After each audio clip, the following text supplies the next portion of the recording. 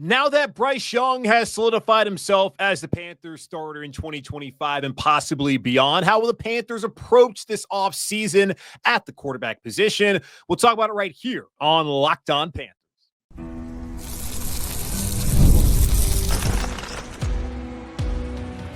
You are Locked On Panthers, your daily Carolina Panthers podcast.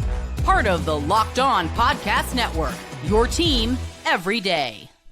Welcome into another edition of the Locked On Panthers podcast, a part of the Locked On Podcast Network. I'm your host, as always, Julian Council, talking Carolina Panthers with you every Monday, Tuesday, Wednesday, Thursday, and yes, of course, Friday. Your team every day. That's our motto here on the Locked On Podcast Network. Thanks for watching the show here on YouTube and listening wherever you listen to your favorite podcast. Be sure to follow me, Julian Council, over on Twitter at Julian Council, because on Fridays throughout the offseason, I'm right here on the show answering your weekly Friday mailbag questions. All you got to do is either at me or DM me over on Twitter at Julian Council to get your questions in for this week's edition of the weekly Friday mailbag right here on Locked On Panthers. Today's episode, Locked On Panthers, is brought to you by FanDuel. Super Bowl 59 is here, and there's no better way to make every play more exciting than with FanDuel Sportsbook.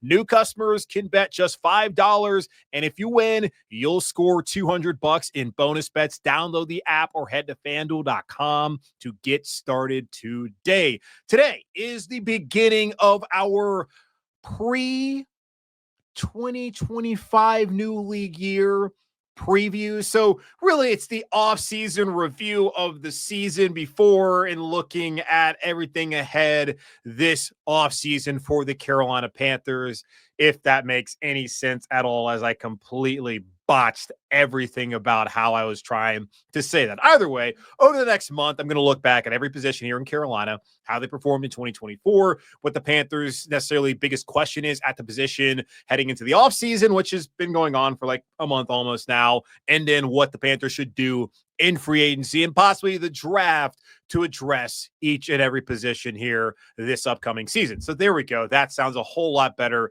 than whatever I was trying to say a couple of minutes ago. Either way, let's get into it. Starting off, of course, with the quarterback position. As you heard on that cold open, Bryce Young has solidified himself as the starting quarterback in Carolina for 2025 and possibly beyond. So what does that mean for the Panthers moving forward? But first, let's review what happened, of course, in 2024 at the quarterback position. And the best way to look at it is look at it in three parts. Week 1 through 2, where Bryce Young was terrible. Weeks 3 through 7, when Andy Dalton came in and was awesome until he wasn't. And then weeks 8 through 18, really 9 through 18, where Bryce Young had his career renaissance and solidified himself as a starter again in 2025. And hopefully will also end up being the franchise and the long-term quarterback here in Carolina. Starting off with weeks 1 and 2. I know we don't necessarily want to look back at that time, but it was brutal, and it is a part of Bryce Young's story. It is a part of the story of the 2024 season for your Carolina Panthers.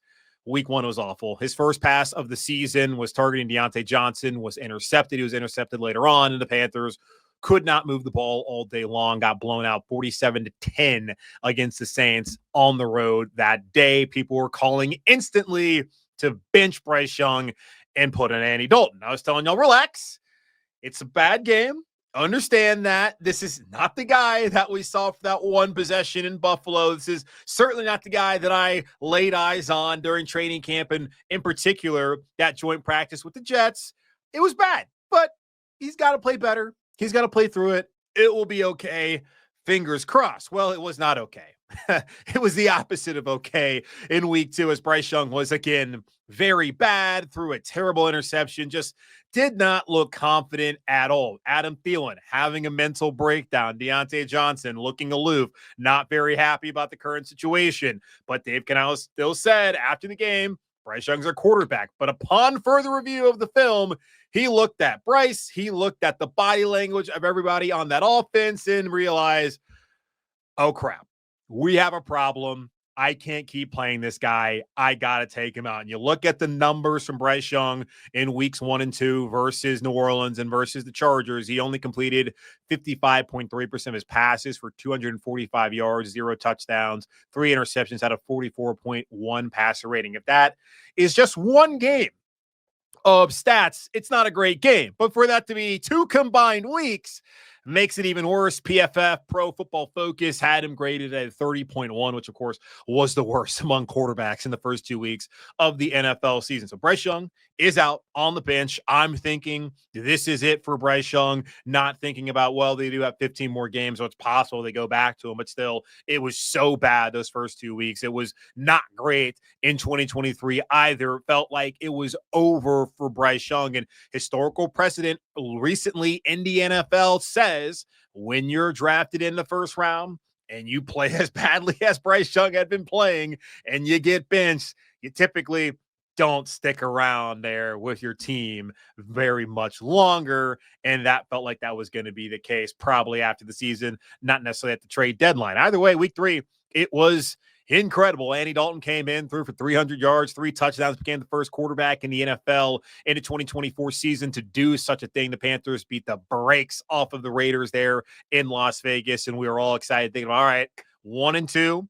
Dalton came in, played well. The Panthers can right the ship, get back in there, and look decent. The next week in Cincinnati, played well, just couldn't convert in the red zone early in the game, had a couple drops that cost him from Leggett and from Mingo, and they lose to the Bengals by 10. Dalton again was fine, but then after that, well, the Bears game was awful. Dalton played terrible. The Falcons game wasn't great either. And then the Washington Commanders game was the cherry on top of just the suckage that it became under Andy Dalton as Carolina Panthers quarterback there for that 5-week stretch. Looking at Andy, according to PFF, he had a 68.6 grade. That was 20th out of 26 quarterbacks during that period of time as starter. So he, as a backup, wasn't much better than Bryce, but also the Panthers did win 1 game, but they still were back to losing and not in a good spot at all. Then came Dave Canales telling everybody out there that Andy is our quarterback. He was asked constantly about Bryce Young, whether he get back in there again, as Carolina had lost 3 straight or 4 straight games, and clearly things weren't getting much better with Andy even after that win against Las Vegas. And he kept saying, Andy's our quarterback. We're focused on Denver. We're focused on Andy and all those guys in there, blah, blah, blah, blah, blah. Well, the next day, Andy Dalton, as we know, gets in a car wreck and hurts his thumb on his throwing hand and is unable to play against Denver, putting Bryce Young in there. Bryce didn't look all that great. 2 bad interceptions, but in garbage time, started moving the ball, started connecting down the field. It's like, maybe there's something here. Heading into week 9 against the Saints, Dalton's former team, and he still wasn't ready to go. Bryce was, and well, that's when the Bryce Young career renaissance began, as Bryce Young in the final 10 weeks, counting that game in Denver, completed 61.7% of his passes for 2,104 yards, 15 touchdowns, 6 interceptions, and 88.9 passer rating. But really, where you have to look at it is week 9 versus New Orleans, all the way through week 18 on the road in an overtime win against the Atlanta Falcons. Those are the weeks where everything changed for Bryce Young in Carolina. Wasn't great against Denver, saw some signs late into it, but getting that start on his belt, being the starter, having all the full reps again, the full attention to detail, more time of his guys, he ended up being the dude there week 9 and all the way until the end of the season against Atlanta. Looking back at it, he was the 6th highest graded passer among quarterbacks in the NFL from weeks 9 through 18 to close out the season, only behind Josh Allen, Lamar Jackson, Joe Burrow, Justin Herbert, and Baker Mayfield. He was a top 6 quarterback to close out the season in the NFL. Second most big-time throws with 24, right behind Joe Burrow's 25. Only had 9 turnover-worthy plays. Let's recall a guy that a lot of people are saying, oh, the Panthers should have had him. Sam Darnold, during that entire period of time, had 16 to lead the NFL in turnover-worthy plays through weeks 9 through 18. Average depth of target of a 9.4 yards. That was 3rd best in the NFL. His adjusted completion percentage of a 73.3 was only 20th, and his passer rating of a 90.4 was only 19th. But still, looking at the final numbers, Bryce Young was so much better there in those final 9 weeks than he was in his first 3, really his first 2, where Carolina was wondering, can we keep this guy as our quarterback? Are we going to start right back over after giving so much up to go get him? back on March 10th when they gave up DJ Moore. And even earlier than that, the compensation that they used in McCaffrey trade, that ended up becoming part of that. So they gave away Christian McCaffrey and DJ Moore in order to get a quarterback. And, well, the quarterback did not have McCaffrey or DJ Moore there to aid him in his first season and, of course, this past year. But overall, Bryce Young, 2,403 yards, 15 touchdowns, 9 interceptions. His success rate of 39% was only 35th in the NFL league average was 45.8. So he's got a ways to go. I do not have the numbers breaking down what his success rate was between week 9 and 18. I do have the PFF numbers, which told you he was sixth best quarterback during that period of time. Ranked 22nd in expected points added or EPA, 20th in QBR, 17th in points contributed. All those stats from ESPN.com.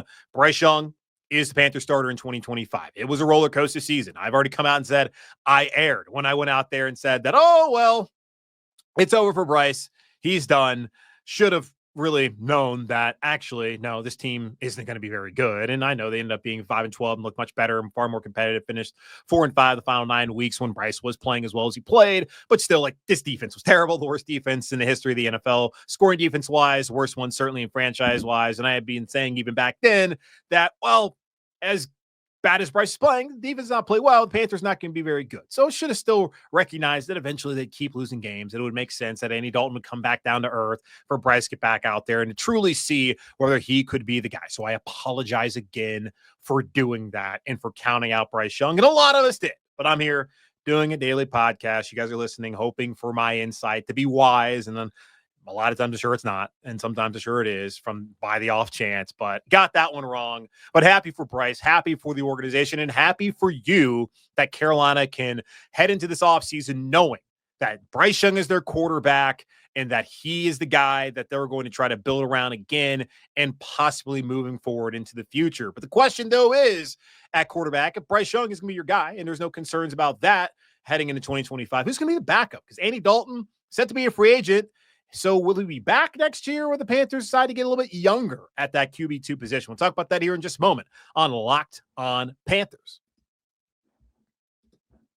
Super Bowl 59 is here. One game, two teams, endless possibilities, and there's no better way to make every play more exciting than with FanDuel Sportsbook. Whether it's predicting the first touchdown, calling the MVP, or even betting on the coin toss, FanDuel makes it easy to get in on the action with live betting all game long. You can adjust your bets as the game unfolds and feel the thrill from kickoff to the final whistle. The live betting feature lets you stay involved no matter what happens on the field, and the app is super easy to navigate. Plus, knowing that you can place a $5 bet and potentially win $200 in bonus bets for the Super Bowl, that's the icing on the cake. Download the app or head to FanDuel.com to get started. Bet just $5, and if you win, you'll score $200 in bonus bets. That's FanDuel.com. Bet with FanDuel, official partner of Super Bowl 59. There is no question. Bryce Young is Carolina Panthers quarterback once again in 2025. Dave Canales came out and said it after the season. Dan Morgan, the Panthers general manager and president of football operations, also came out and said it after the season. Bryce Young earned that job. Now, who will be the backup for Bryce Young again in 2025? As Andy Dalton is set to be a free agent. Talked a little bit about this yesterday. Talked about who should stay, who should go among the priority, the big name free agents here in Carolina that are on the roster in 2024 and set to be free agents once the new league year begins on March 13th here in 2025. And talked a little bit about Andy Dalton, who a couple years ago signed a 2-year, $10 million contract with the Panthers. $8 million of it was fully guaranteed, including a $4.8 million signing bonus. $2 million of Dalton's 2024 salary from last year was guaranteed, and another $7 million in incentives was available. I do not believe that Andy hit on any of those incentives, even with the 5 weeks that he played. Maybe he did. Not quite sure whether that was the case or not. Either way, got incentives. So it was a $2 million, 2-year, potentially $17 million contract that he signed, and he has void years. His contract currently voids on February 17th. Here upcoming in a couple of weeks, has $2.9 million of dead money in 2025. He has $1.9 million of dead money in 2026, and then just under $1 million in dead money. That's $967,000 in 2027. Do not believe extending him will change any of all of that, but you would hope that Brant Tillis, the vice president football operations, or I guess he's the EVP, Executive Vice President of Football Operations, who handles caps and contracts now, will decide to not have void years upcoming with your backup quarterback who's set to be 38 once the season gets underway. He'll be in the middle of the season upcoming here in 2025. Looking back at Andy last year, just kind of his stats, 66.3 completion percentage, threw for 989 yards, 7 touchdowns, 6 interceptions, 82.0 passer rating, 55.4 QBR. So, middle of the road numbers there, but not bad numbers, especially for a backup quarterback with this experience. Now, I talked about previous segment. It's really 3 stories right there, a 3-season, or it was a 3-part season for Carolina quarterback, weeks 1 through 2 when Bryce Young was terrible, weeks 3 through 7 when Andy was awesome until he wasn't, then week 8 through 18, the Bryce Young career renaissance. Well, let's go back through week 3 through 7 when Andy was awesome, which was for 2 weeks on the road against Las Vegas and back home against his former team where he spent the most time with in Cincinnati. He threw for 539 yards, 5 touchdowns, had an interception in the win against the Raiders, and then the close loss against the Bengals. And after that, 3 weeks versus the Bears, Falcons, and the Commanders, where the Panthers were not competitive against Chicago and they were competitive against Atlanta. Then a bad interception at the end of that game, or in the fourth quarter earlier on, that the Panthers could not end up stopping the Falcons on the next drive, just could not stop the run, but a bad interception targeting Ian Thomas, because who the hell does that? And then the game against the Commanders, pick 6 on the opening drive there, 40-7 drubbing at the hand of Washington, who did go on to play in the NFC Championship game. So not as bad as it felt like at that point in time, even though it still feels kind of bad. He threw for 450 yards, 2 touchdowns, 5 interceptions, yikes, during that time. So he was awesome, and then he wasn't. And we knew, I would have hoped, that Andy Dalton was never going to be what he was in week 3. And if he was going to be that, I said at the time, if Dalton's going to play like that every single game, he's going to be the MVP of the league, and the Panthers are going to go to the playoff. Now, as we saw, Andy Dalton did not play that well, and the defense did not play that well the rest of the way, and he went back to the bench after being injured, and Bryce really took the reins of that job. And in the games where Andy Dalton started, and QB wins is not a stat, he was only 1-4. The team was 1-4, really. His success rate, 40.7, was actually better than Bryce's, but also the worst success rate since his rookie year back in Cincinnati. So he was fine for a couple of weeks. And really, that's what you're asking for when you have a backup. There are very few teams in the National Football League who can lose their starting quarterback, insert a backup in, and still have an opportunity to win games and be in playoff contention. And I mean, look, Minnesota, I don't know whether J.J. McCarthy was going to be the guy or not this season, but Sam Darnold was a backup, and they went out there and they won 14 games, correct? So it's certainly possible the Eagles won a Super Bowl with Nick Foles, but look at the Eagles roster back then. Look at the roster that the Vikings had compared to this roster. Carolina, just roster-wise, is not there to have a backup quarterback to come in and be able to win that amount of games and games of that caliber in this season. So I thought Dalton overall was solid for Carolina when he went out there and played. Like, it wasn't great after those first 2 weeks. Totally understand that. I think really great game against the Raiders, good game against Cincinnati, okay against Atlanta, just terrible against Chicago, terrible against Washington. And the best thing for Carolina, and you hate to say it, was that Andy did have that accident, and that Bryce Young got to go in there a lot sooner than it appeared that Dave Canales was planning on doing it. I did not feel that Dave Canales had any belief in Bryce Young. You certainly saw how the players reacted to Bryce in that week 2 loss against the Chargers, and how they reacted to Andy Dalton. And then we read reports about how Dalton carried himself in the locker room, and how Bryce learned from Andy, and how he has to have a better demeanor. People look at his body language. Seems like nothing bothers him. Of course, after losses, you could see he looked pretty upset. But typically, you really want to feed off your quarterback's energy. And that's something that people have asked me in the past. Cam Newton had just an infectious personality, and you saw how everybody followed him. And then when you bring in some of the other quarterbacks, like Bridgewater is not that kind of guy. Baker certainly is, but wasn't really here that long. Sam is far more stoic. PJ Walker is not that kind of personality either. And people would ask, do the Panthers need to have somebody like that at quarterback who has a fiery personality? Certainly you don't have to have that. It's nice, as it is somebody that who has to lead the team. And Bryce Young learned that because of Andy Dalton. So great to have Andy as the backup because of that. But I do wonder, he's going to be 38 upcoming here in 2025. And would it make more sense for Carolina to try to get younger at the position? And if they do get younger, like who are the options out there and how should they address the quarterback position this offseason? We'll talk about that here in just a moment on Locked On Panthers. As a small business owner, your work doesn't end when the clock hits 5. Your business is always on your mind, which means when it's time to hire, you need a partner that works just as hard as you do. That's where LinkedIn Jobs comes in. When you clock out, LinkedIn clocks in. LinkedIn makes it easy to post your job for free, share it with your network, and get qualified candidates all in one place. LinkedIn's new feature can help you write job descriptions and then quickly get your job in front of the right people with deep candidate insights. And here's a pro tip. Add the hashtag hiring frame to your profile picture to double your reach to qualified candidates. No wonder 72% of small businesses say LinkedIn helps you find high quality hires. Post your job for free at linkedin.com/lockedonnfl. That's linkedin.com/lockedonnfl to post your job for free. Terms and conditions apply.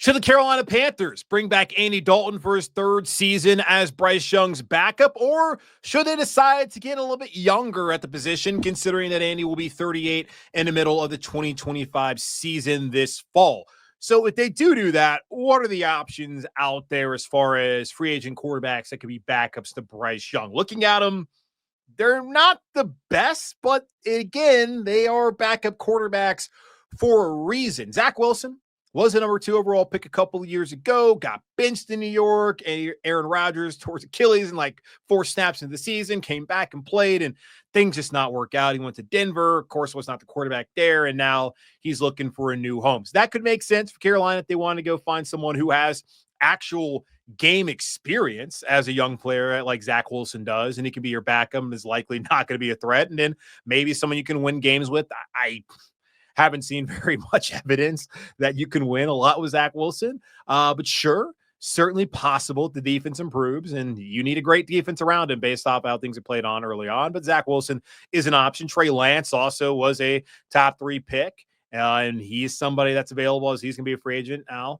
And I don't know, doesn't have a lot of experience, and probably not someone that you're looking for. Jacoby Brissett was up there in New England behind Drake May, was ahead of Drake May, then was benched for Drake May. He's somebody that could make sense for Carolina as a veteran. Marcus Mariota was up there in Washington this past year. Panthers very familiar with him as he went out there and just did whatever he wanted offensively against them in that game against Washington earlier this season. Drew Lock would make a lot of sense considering who's on the staff right now. Drew Lock was in Denver, then was traded to Seattle, and he was there with a lot of the guys that are currently on the staff here in Carolina. And I believe Dave Canales was there at that point in time. So it would make sense that Drew Lock would be somebody that they'd be interested in. Jameis Winston would be another player they'd be interested in. Mason Rudolph, potentially, someone who's a local guy. And I know you might be asking me, what about Russell Wilson? Well, Russell Wilson probably going to be starting somewhere in the NFL, knowing that there's plenty of teams looking for starting quarterback. Carolina's not a team looking for a starting quarterback, and they're not looking for competition for Bryce Young